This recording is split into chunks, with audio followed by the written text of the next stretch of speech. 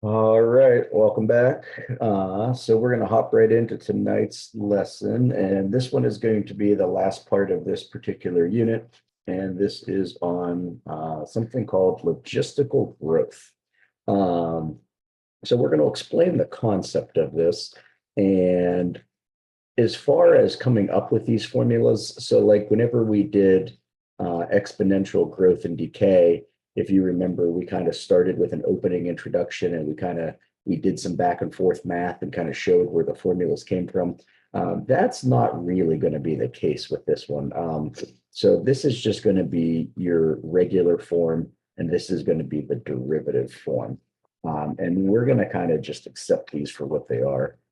At no point do you need to prove or show how you could do differential equations to go from this dy dt to y.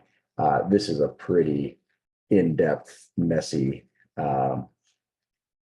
explanation to get there. That said, if you are interested in wanting to know why that this goes to this through differential equations, you're welcome to stop by after school and we can explore that together.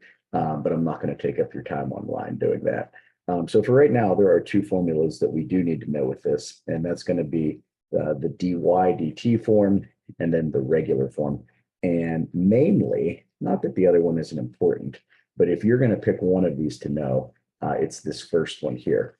And as you're writing it down, I want you to take note of something. So this is dy, and then check out that there's a y here and a y there. So kind of highlighted them in bold. This letter y is subject to change. So in any given problem, this could be dp dt, in which case this would be a p and this would be a p. So just in the example formula, it's dy dt, but these letter y's could change from problem to problem. Okay. So I will give you another 10, 20 seconds to copy this down. And then we're going to kind of have a quick discussion on what exactly logistical growth is. So are K and L both constants here? Yeah, so they're going to change from problem to problem, but yes, they are going to be solid numbers at some point. Another big thing to take note of as you're copying this down is this number one. We always are going to have to get this to be the number one, and that's going to be a goal that we get to in a little bit as well. So these y's all line up, and then just take note of this number one. Okay, so here is a logistical graph. All right, so basically what a logistical graph is something that grows and grows and grows and grows, and it grows really fast at one point, and then after a certain period of time, that growth levels off. And the best explanation that I could give to you guys would be something that you could wrap your heads around right now, and that would be like a disease spreading. So take, I don't know, COVID, for example. If in the beginning, nobody had it yet, sounds like a pretty good chance that lots and lots and lots of people were going to get it. But then over a period of time, after however many people got it, now we're at a point where it starts to level off because you either have a vaccination or you've just already had it or whatever the case might be. So that's always one explanation they use in textbooks and stuff, is like the flu or something spreading around, that at some point the growth of it kind of levels off because enough people have already had it. So logistical growth is something where it takes off and then it levels off. And so there's a couple of variables that we want to take a look at on this graph. And L is a horizontal asymptote, and that is called the carrying limit. And that's the most amount that's going to happen in whatever story we're talking about. And at L divided by 2, that's half the carrying limit. That is the point of maximum growth. So halfway up is whenever it's hit the fastest rate at which something is going to be growing. Okay. And some other things we can take away from this is that logistical graphs don't grow past a certain limit. The first derivative of this is always going to be positive because no matter what tangent line you tried to make on this, it's going to be a positive tangent line. And we already discussed max growth is half the carrying limit. So honestly, this is like a very, very, very straightforward lesson. Whenever you kind of wrap your head around what the formula means, there's not a whole lot here actually. And you're going to kind of see some patterns in a second.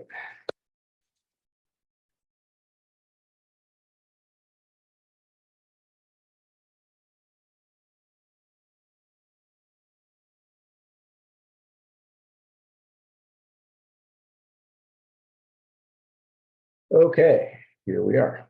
So let's take a look at example 1.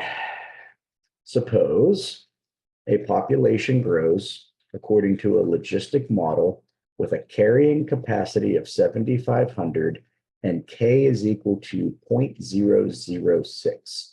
Write the logistic differential equation for this information. So now, the whole key to this is when you hear logistic model or logistical growth, there's something about the word logistic. You've got to queue up tonight's lesson. And so in your head, you need to know the formula dy dt is equal to ky 1 minus y over L. And now with this, since we're talking about a population growing, we're going to probably use P for our variable. And if it was multiple choice, so would they. So that's what I said earlier when I highlighted all the Y's, they're subject to change. So all we want to do is make that fit into this equation. You're going to plug a couple variables in, that's it, you're done. So for this first one, what do we know? It tells us that the carrying capacity is 7,500. Well, look what's in our formula. We have an L. And if you remember from the graph we looked at, what does L stand for? L is the carrying limit or the carrying capacity. Okay, so all we're going to do is I'm going to say dp dt is equal to, they told us K, so let's just use it. So that's 0.006 P parenthesis 1 minus P over, and then instead of L, we have the carrying capacity or the carrying limit of 7,500. And that's it, you're done. You have a dp dt equation, and that's all they were looking for. And if that makes sense, all we really have to do is look at some more examples and do some factoring in some of these problems and factor out some numbers. But that's kind of the gist. It's going to be dp dt is equal to, and then you have K, the variable matches 1 minus the variable over the carrying limit. Excuse me. Any questions on the first one? Okay. So this next one, could they ask you this on an AP exam? I suppose, but it's kind of asking you the problem backwards. So in this one, it says the logistic population model assumes an upper limit L beyond which the growth cannot occur. Okay. So again, we've got logistic model, and it assumes an upper limit beyond which growth cannot occur. Sounds like we've been talking about. The population y of t has a rate of change that satisfies. dy dt is equal to ky 1 minus y over L. So that's our one of our formulas. Write the equation for, now what are they asking for here? This is the equation for the original equation, right? So think about the two equations you had at the beginning of this story. We had an equation for dy dt and an equation for y. So it looks to me like they have provided you with the dy dt, and they're just asking you to copy out the original equation. It has a constant k and a second parameter b. So all they're asking for is just for you to write y of t is equal to L over 1 plus BE to the negative KT. And again, if you're interested in the actual math behind how we're bouncing back and forth from these two equations, we can look at that after school or an advisory or something and map that out. I just know from past experience, it's page or more worth of calculus to get there. And it's not something that you ever have to actually show on the BC exam. So you can just memorize the two formulas. Does anybody have any questions on that one?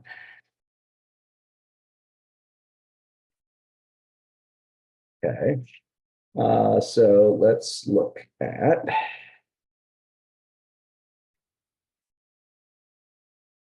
number 3.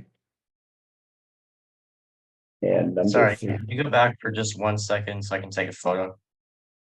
You got it. I can leave it here. There's no rush. So I'm All sure right, I already got it. You're good? Yeah, Okay, thank you. sure. Can you explain like second parameter, like what those words should bring out for us besides it being just B? And if it didn't say B, you would have confusion with that. Basically, this whole thing is just spelling out to you, hey, can you tell me the other equation? The second parameter B is just saying that that is also, necessary in order to just write out that equation. But B is just a constant in this question. Okay. Okay, let's look at number 3. It says the population Y of T has a rate of change that satisfies dy dt is equal to ky 1 minus y over L. Okay, so that's our normal dy dt equation for some positive constant k. At what time is the growth 0? And what time is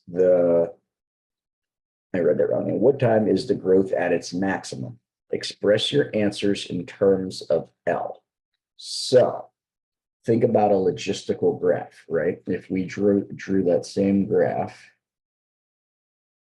and we have something that starts and it grows and then it levels off. Okay.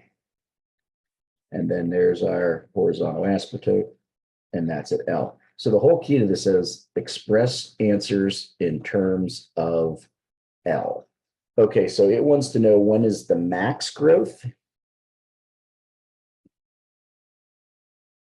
and when is the growth 0?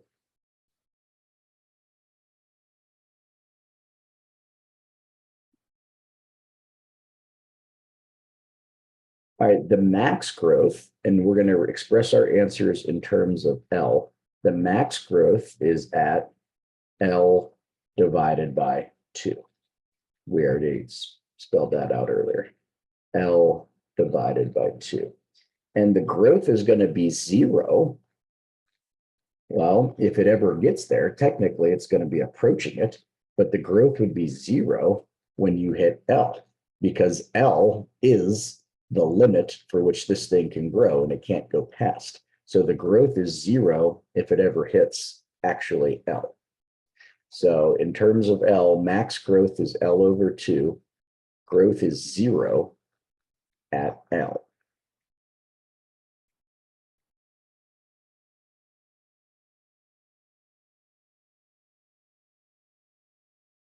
Okay, for 4, we can actually do some math now.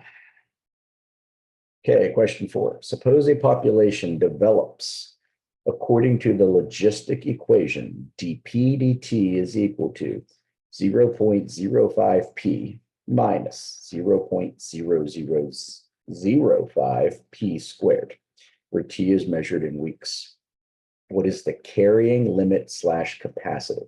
All right, best I can tell, guys, this is the type of question they're going to ask you. I see one like this in most of the BC exams I read. Does that mean that questions 1, 2, or 3 couldn't be there? Sure, they could be there. This to me seems like the one I'd put the star beside. This seems like something that you can do math on. They tend to ask something like this. So all we have to do is translate this equation into something we can work with. And remember what we're trying to work with is in our head. So I'm going to call this my thought bubble. So in my thought bubble, I need to be thinking about dp dt is equal to kp 1 minus P over L. If I can get to this formula, L is the answer to this question. The carrying limit slash capacity is at L. So we have dP dt already. We just need to do math and manipulate it to make it into this format because we already were given dP dt. So we just need to say, how can we get creative with this math to make it line up? All right. And so what I would do is I would turn these decimals into fractions. So we should rewrite this as dP dt is equal to. All right. So 0.05. So now we got to be kind of fluent in fractions and decimals here. Hopefully that makes sense that that is like the same thing as 5%. And if we wanted to turn that to a decimal, that's the same thing as 1 over 20 p. 0.05. It's like saying how many times would 5 go into 100? It would go in 20 times. It's 1/20th of a whole. So we've got 1/20th p minus, and now on the other side, 0.0005. Okay, so if this was like 1, this would be 1/1000th. But now since you've got a 5 there, that's the same thing as saying 1 over 2000 p squared. Okay. And now this looks like something I could factor. And what I could factor is a 1/20th p. So we could say dP dt is equal to 1 over 20 p. And when I do that, that leaves me 1 minus, and then we take a p out of that. So that's going to be p over. And then if you take the 20 out of the 2000, that's 1000. Now, all of a sudden, look at the format that we have here. Now it kind of lines up, right? And I wrote that wrong. It's not 1000. Sorry, it's 100. Let's do our math, right? Because we took 20 out of 2000. And what number does that leave us? The carrying capacity limit is going to be in the bottom right corner. And then that would be a carry limit of 100. So as soon as you see one where they give you dP dt or whatever, basically just kind of try to factor out, turn them into fractions, and then you can come up with that format. And the carry limit is in the bottom right corner. Okay, let's try again. What else we got? All right, number 5. So we're going to let you guys start to work on these now. So it says the population P of T of a species satisfies the logistic differential equation dP dt is equal to this, okay, where the initial population P of 0 is 3000 and T is the time in years. What is the limit as T approaches infinity? Now, this is just a different way of asking the same question. Anytime it's a logistical graph, just picture the following, right? It says that at P equals 0, it's 3000. Okay. And then it's still going to grow. And it's still going to hit its L value. So as T goes to infinity, the result of a limit question going to infinity with a logistical differential equation, it's always the carrying limit. So you're still just trying to find L. It's just a different way of asking the same question.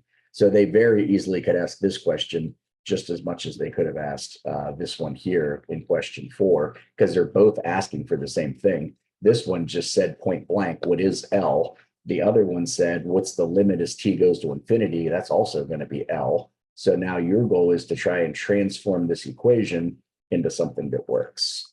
So I will stay quiet for a second and then we'll talk, see what you come up with.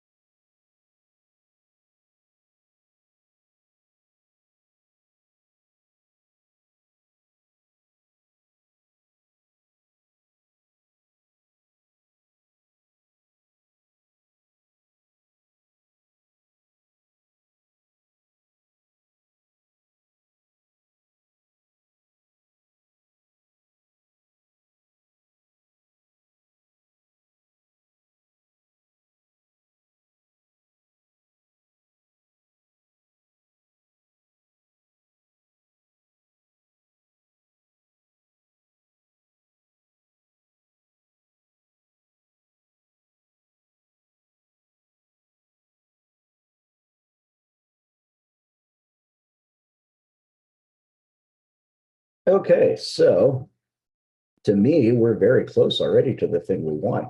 The only thing that needs to change is we got to get that two to become a one.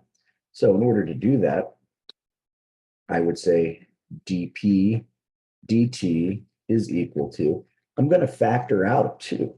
And if you factor out the two and make this 2p, it becomes 1 minus p over. All right, now you got to be careful with what we're doing. If we factor a 2 out of this, that's going to be the same thing as saying 10,000.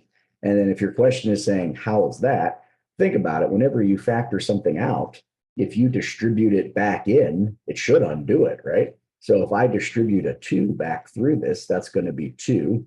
And then that would be 2 over 10,000, which is 1 over 5,000, right? So that checks out. And now that you have this in the correct format, the limit is in the bottom right-hand corner. So that would mean that this is 10,000.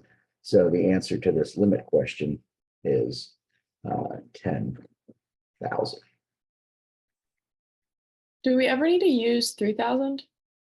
No, so that's honestly, that's not terribly important.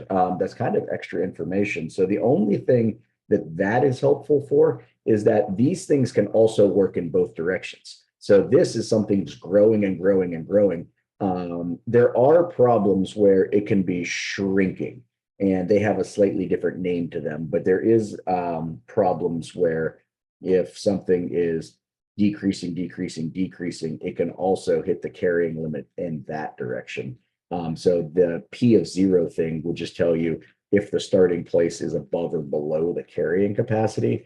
But for what they ask on the BC exam, no, that's not terribly important, really. The big thing is that you can manipulate the equation and find the carrying capacity in the bottom right corner. Okay, so here's another AP question. This is definitely straight off an AP exam. You can see with the Roman numerals and all that. So suppose a population of wolves grows according to the logistical differentiation of, and we get dPdt written in a format that is not particularly helpful. And then where P is the number of wolves at time T in years, which the following is true. And then you need to evaluate all three of these Roman numerals to figure out which ones are true or not. So for me, the first thing I would be doing is converting this equation, the 0.01. 0.01 is like what? That's 1/100th. So this is really P squared over 100. So I would start with that thought in mind and then see what you can come up with, and we'll talk in a couple minutes.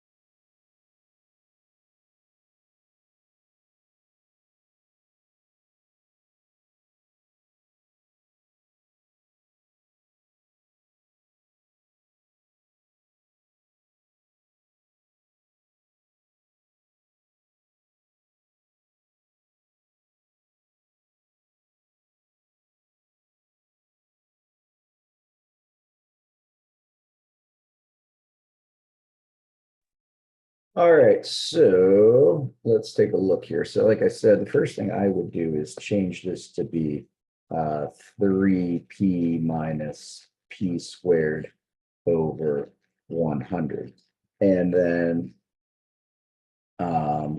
what can we do from this? We want to factor out 3p. So if you factor out 3p, that's going to leave you 1 minus p over, and then we're also factoring out a 3, so that changes that to 300. So does that math check out? If we were to distribute this back through, that would be 3p minus, and then that's going to be 3p squared over 300, which is the p squared over 100. Okay, so that is our formula. So that tells me that the carrying limit is L. Okay, so the limit as t approaches infinity is 300. True, right? Because that's our carrying limit, that checks out. The growth rate is greatest at, when is the growth rate the greatest? At half the carrying limit. Sounds good, true. If P is greater than 300, the population is increasing. Okay, now, what do we know about these logistical graphs, right? So if we were to sketch this out, this thing's going to grow, but L is equal to 300. So is this graph ever possible of going past 300? No. So for this question, you would have wanted to circle whatever choice was Roman numeral 1 and Roman numeral 2. So that's definitely a question that could show up on the BC exam because they like the Roman numeral stuff. Honestly, guys, that's it. So I got one more for you. It's kind of in the free response kind of stuff, but it's really very similar. Do you have any questions for me on any of that before I turn the page over one more? Okay, so that's no big deal. This is pretty simple. All right, that is not a question. Hold on. Let's find it.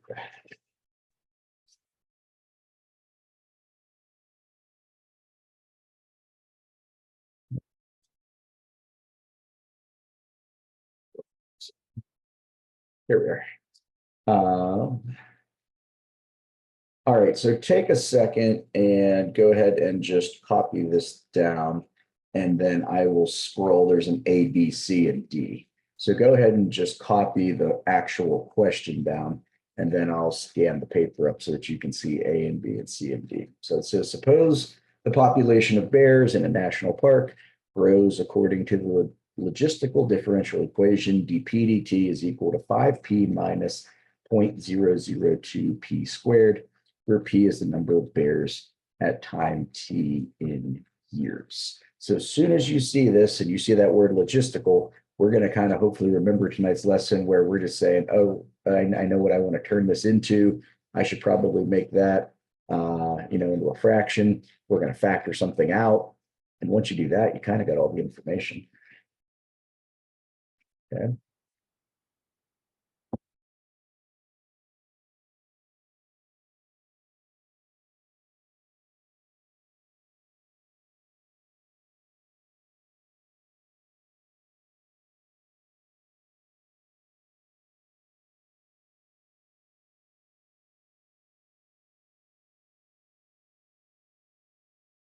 All right. Should have that copied. So then let's look at that. See if we put all them.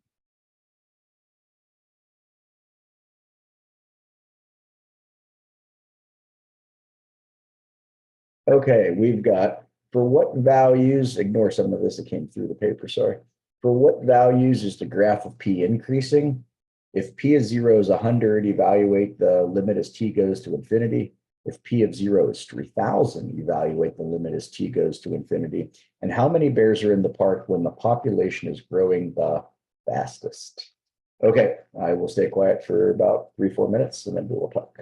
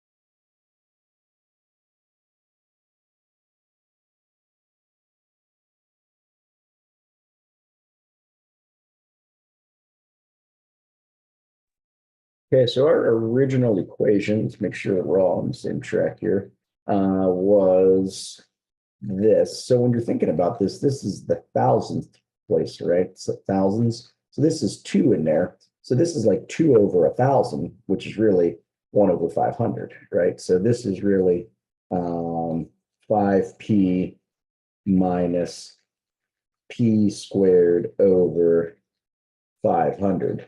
And then what are we going to do? We're going to factor out 5p. So if you factor out 5p from that, that's going to be 5p 1 minus p over 2,500. And I think it's always in your best interest to, in your mind, distribute this back out, make sure you did it right. So as soon as you distribute this, you say, okay, there's 5p, that's 5p squared over, then that would cancel the 5 and the 2,500, takes you right back to where you came from. So then you should be able to say, yeah, okay, that checks out. So now that we know this is correct, we can get going. For what values is the graph increasing? So technically, it's always increasing. It's never going to get to its limit. It's just going to get really, really, really, really close to a limit. That's what a limit is, to where it's so close that we just agree that it's there. But technically, the answer to that is going to be from 0 to infinity, because it's never going to a limit. You just keep getting closer and closer and closer. If p of 0 is 100, then evaluate the limit. The limit always approaches the carrying capacity. And all this question says is that that means that it was starting above. So then it was something that was, gradually dropping, but it's still going to approach the carrying limit in both cases. And the final one is how many bears are in the park when the population's growing the fastest? That would just be half the carrying limit. So there's not really much math there once you have the formula mapped out. And honestly, guys, that is it in terms of what logistical growth models are for the BC Calc exam. So it's no big deal. It just takes 30, 40 minutes to wrap your head around it. And then, you just got to make sure that this first formula when we first started. No, there's not really any justifying for this. I don't know that I've ever seen this in free response, to be honest, because like the one we just did, that's pretty easy. This is just going to be multiple choice, best I can tell. You'll see one or two of these questions. But as long as you know this main formula and you can do a little bit of factoring and manipulating, that's really all there is. So we have now covered, since we started these online courses, we've done integration, and we've done integration by parts, long division, partial fraction decomposition.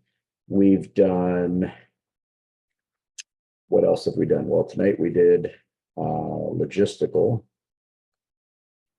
The class before that, we did Euler's method, and then we also did exponential growth and decay. So that's a lot of good material. That's all stuff you are likely to see on the BC exam. So in my class on a normal year, that would be the conclusion of a unit, and then we would take a test on it. So I don't have it with me at home, but when I'm at school tomorrow, I will get it posted for you guys. So I will get a big study guide posted on all of this stuff. And then if you can, spend, a good hour, whatever you need to spend on it, and try to get it completed to the best of your ability. And then Thursday night's class will just be us going over that study guide, taking questions, and kind of wrapping up these topics. And that'll be it for that unit. So the way I break down BC, obviously there's lots of ways you can break it down. I call it four, like when you see the way the units I do in class, they're not real. I just give them names just to group information together. I consider BC 4 different units. So I would give you 4 different BC tests. So far as I can tell, as far as what you do with me, you're 25% through the BC material right now. So we got to do polar, parametric, vectors, and then the last one is called sequence and series. So this is at least 25%, if not a little more, of the BC stuff that we've knocked out in about 3 weeks now. So it seems like you guys are doing pretty good. And then I will cut class there. So if you have any questions, come see me tomorrow. If you want to come study for the AB stuff that's on Wednesday, come see me tomorrow. I will be free advisory after school, and there will be a Zoom session tomorrow night at 8:30 for all the AB information. So I will talk to you guys tomorrow. Have a good night. Thank you. Thank you. Thank Good night. Thanks. Have a good one.